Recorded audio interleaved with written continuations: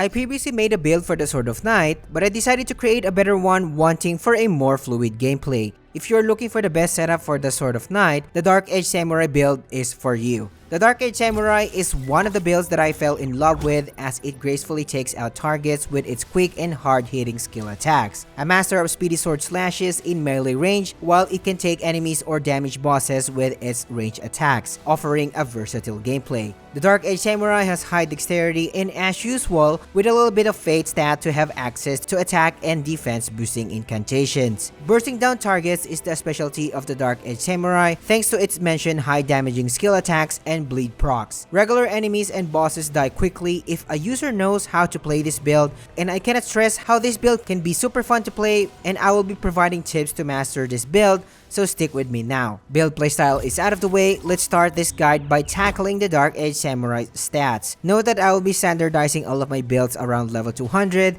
and it is up to you if you wish to level up the build past around this level. Starting with Vigor first, and I allocated 50 points to it since you are expected to dodge properly with this setup. However, if you think this is pretty too low, you can increase it to 60, especially if you have low scattered tree blessing. Next is Mind, and 30 points have been allocated to it, and the FP usage of this build is not really that demanding, so I think 30 points will do the job. Talking about Endurance next, and 30 points have been allocated to it. I find 30 points just right in most cases. You need 11 points of strength to wield the Sword of Night, so make sure to allocate at least 11 points to it. Next on the list is Dexterity, and since this is our main stats, 75 points have been allocated to it. All of our weapons will be dex based later on, so be sure to reach at least 75 points. Intelligence wise, no points were allotted to it since it's not needed for this build. And next is Fate, and 30 points were allotted to Fate so you can access attack and defense boosting incantations so we can increase the build's offensive capabilities. Lastly is Arcane, and 43 points have been allocated to it, and we will be using an arcane based incantation for this build, so make sure to reach the said points. Stats are out of the way, let's move on to the Darkedge Samurai's equipment. And as usual, all of the items locations will be linked in the description section below, along with a build showcase, so stay tuned for that as well. With that out of the way, let's start with the build's main weapon, which is the mentioned Sword of Night. This katana requires 11 strength and 20 dexterity to be used effectively and has B scaling for dexterity. We will be focusing on its dex scaling solely in this setup. One thing to note is that this katana deals a little bit of magic damage, so magic boosting items can be beneficial for this build.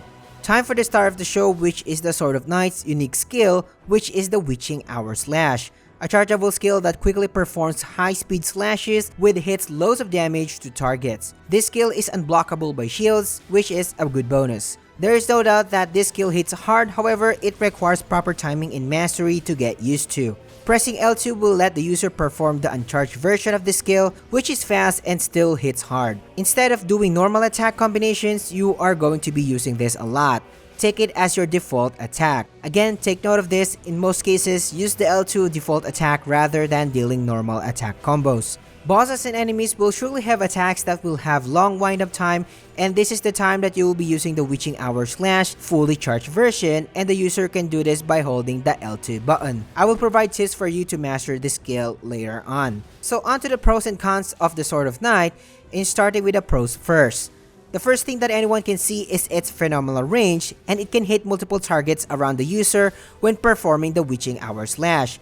Shredding a group of enemies in seconds is a regular thing for this sword, as its wide point-blank range can cleave multiple targets like cakewalk. Additionally, this katana has a native bloodlust buildup, and the Witching Hour Slash can proc bleeds, making this skill even more deadlier. The Witching Hour Slash is unblockable, and it may sound OP, but in reality, I only see it as a bonus. Also, one of the pros of this katana is that since it's only scaled with dexterity, so you will have room to customize the build with sorceries or incantations if you wish to do so. The Sword of Night can also increase its attack depending on the time of the day, but again, another good bonus. The Sword of Night has its shining positives that I just mentioned, but of course, it has its downsides as well. Its number one downside is the super long charge time of the Witching Hour Slash. You will be dying a lot if you don't know how to use this properly. As mentioned, it required time to get used to, especially when dealing with fast moving enemies. This is the reason why I mentioned that you will be using the Witching Hour Slash uncharged version a lot,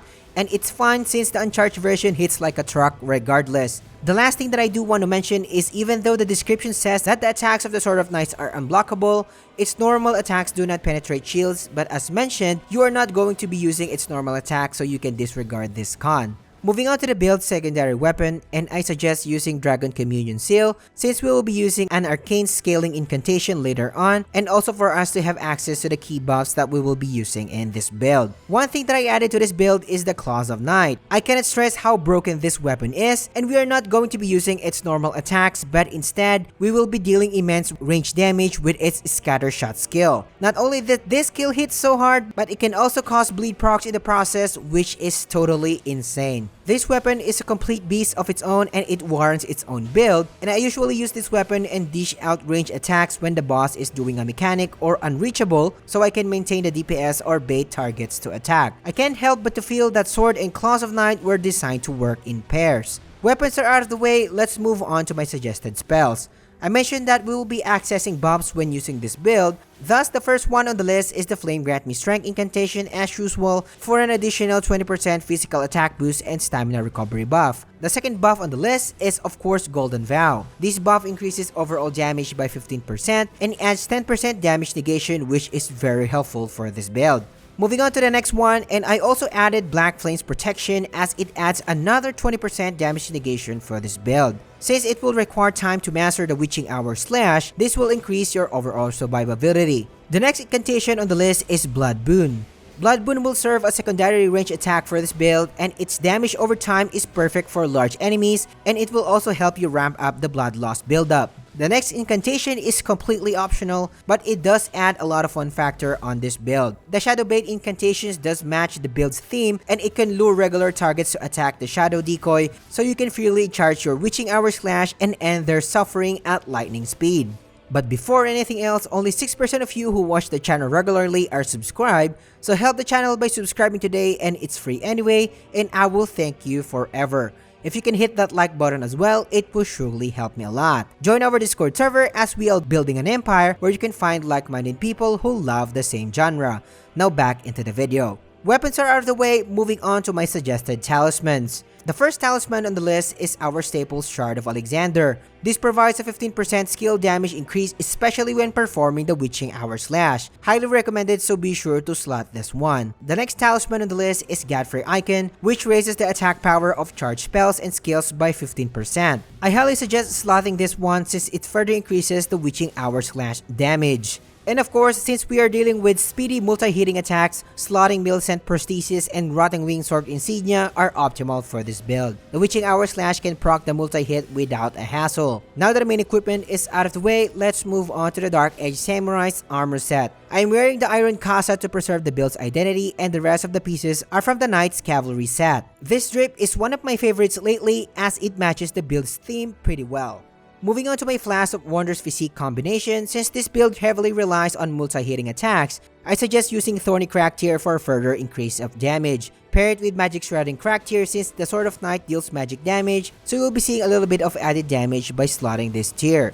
Now the Opaline Heart tier is optional, as slotting this tier will still give you damage reduction further and increase your overall survivability, as it will give you more room for errors when mastering the Witching Hour Slash. Let's move on to the Darkedge Samurai's gameplay and optimization tips. These tips will help you master this build. The first step on the list is optimizing your opener.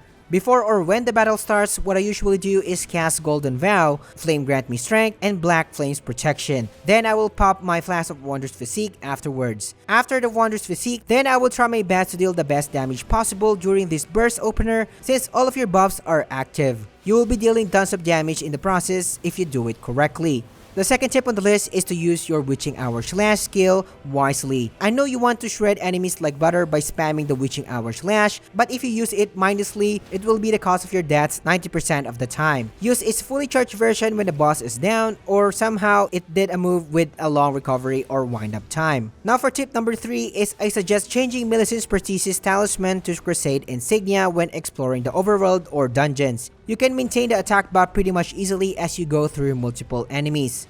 The next tip correlates to tip number 2, and if you time in your fully charged witching hour slash just in time, you can follow up a regular version of the skill if you do it correctly. You will be dealing high damage numbers to targets. The Darkedge Samurai is my second favorite build of all time, and comment down below what are the things that you've learned from this video, as I do appreciate it the most. Now if you want to master the power of the stars, this build video is for you. Thank you for watching, and I will catch you on the next one.